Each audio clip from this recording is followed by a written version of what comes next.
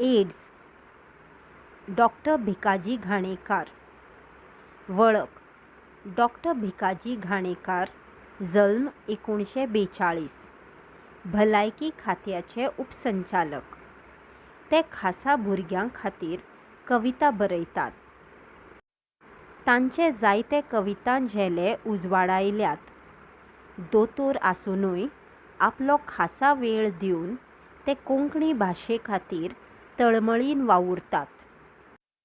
भलायके संबंदांतलीं पुस्तकां तांणी बरयल्यांत. तांणी बरयल्ली रोमी तशेंच देवनागरी लिपींतली वैजकी डिक्शनरी उजवाडाक आयल्या. ते आकाशवाणी आनी दूरदर्शनाचेर कोंकणींतल्यान कार्यावळी सादर करतात. एड्स हें हालींसरां एक भिरांकूळ दुयेंस. ह्या दुयेंसाची कारणां जाणून घेवन तें जावचेंच न्हय म्हूण जागरूक रावपाची शिटकावणी ह्या पाठांत दिल्या. एड्स हें दुयेंस एका व्हायरस जातीच्या रोगजंतूक लागून जाता. ह्या व्हायरसाचें नांव HIV. 1983 वर्सा मॉन्टेग्नेवळ ह्या शास्त्रज्ञान हो HIV व्हायरस सोदून काडलो. व्हायरस जातीचो हो रोगजंतू साध्या मायक्रोस्कोपांत दिश्टीच पडना.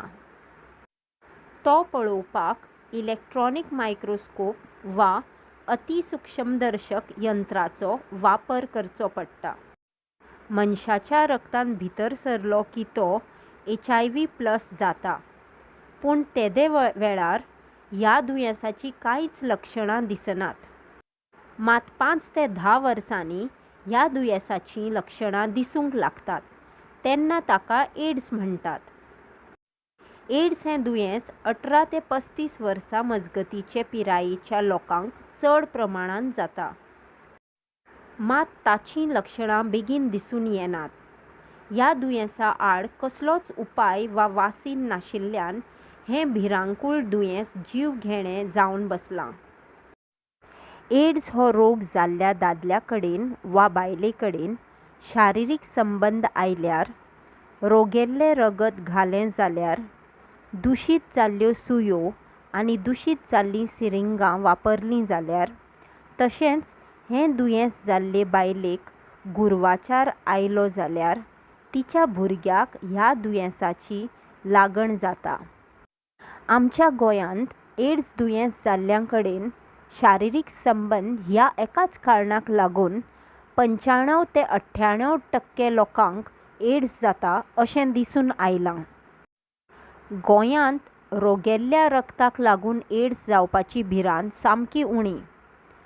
हाचें कारण म्हणल्यार गोंयांत 7 रगतपेढयो आसात आनी रगत दिवपाच्या वेळार तें तपासून HIV दुशीत आसा काय ना तें तपासून पळयतात.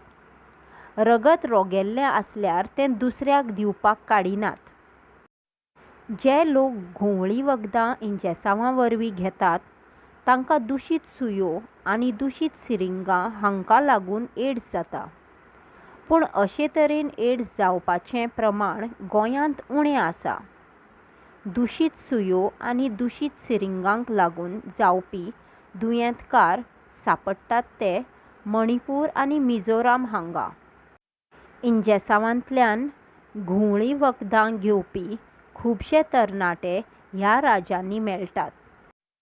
म्यानमार हांगा हीं घुंवळी वखदां चड प्रमाणांत तयार करतात आनी म्यानमार हें मणिपूर राज्याक सामकें लागीं. HIV मनशाच्या रगतान भितर सरलो म्हणटकच हे रोगजंतू आनी मनशाच्या रगतांतल्यो धव्यो पेशी हांचे मदीं झूज सुरू जाता. धव्यो पेशी खुबशा प्रमाणांत मेल्यो जाल्यार त्या मनशाची दुयेंसां आड झुजपाची प्रतिकारशक्त उणी जाता आनी त्या मनशाक साबार तरांचीं वशांचीं दुयेंसां जातात. देखीक TB, बारीक जोर वा क्षयरोग. युरोप आनी अमेरिकेंत TBचें प्रमाण सामकें उणें जाल्लें, पूण आतां HIV लागून थंय TB दुयेंस वाडलां. एका म्हयन्या वयर आंगान जोर येवप, परतून पातळ भायर जावप, परतून परतून खोकली येवप, सगळ्या आंगाक गुटां येवप आनी आंगांतलें वजन उणें जावप ही लक्षणां एड्साची. मात एड्स जाल्ल्या मनशाक कुस्कुटावणेची वागणूक दिवप हें समान न्हय. कारण एड्स जाल्ल्या वांगडा जेवल्यार, तांचे लागीं हात मेळयल्यार, इतलेंच न्हय जाल्यार एड्स जाल्ल्यांचो उमो घेतल्यार लेगीत हें दुयेंस जायना. तशेंच अशुध्द हवेक लागून, अशुध्द उदकाक लागून, दुशीत खाणां जेवणाक लागून हें दुयेंस जावपाची भिरांत ना.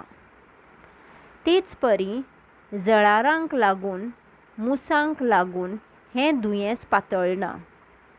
संडासा वरवीं लेगीत हें दुयेंस पातळना. मात हें दुयेंस जालें जाल्यार ह्या दुयेंसाचेर कसलेंच वखद वा वासीन ना. म्हणटकच हें दुयेंस जावचेंच न्हय म्हूण उपाय घेवप होच एक मार्ग. ते खातीर ह्या दुयेंसाची म्हायती शाळा कॉलेजींतलो शिक्षक वर्ग, आंगणवाडींतल्यो शिक्षिका, पोलीस, होमगार्ड, सरपंच, तलाटी, सेक्रेटरी, पाद्री, पुरैत, खेळगडे आदींक दिवप आनी तांणी भौसाक जागरूक करप भोव गरजेचें. कारण एड्साचो वायटकार जालो जाल्यार तोवूय समाजाचो एक घटक, समाजाचें एक आंग. फकत एड्साचो वायटकार इतक्याच कारणां खातीर ताका पयस दवरप मनीसपणाक धरून जायत? देखूनच तांकां समाजाच्या माये मोगाची गरज आसाच. पूण ताचेय पयलीं एड्स हें दुयेंस कशें जाता ताचीं कारणां जाणून घेवप आनी तें जावचेंच न्हय हाची जतनाय घेवप चड म्हत्वाचें, सामकें गरजेचें.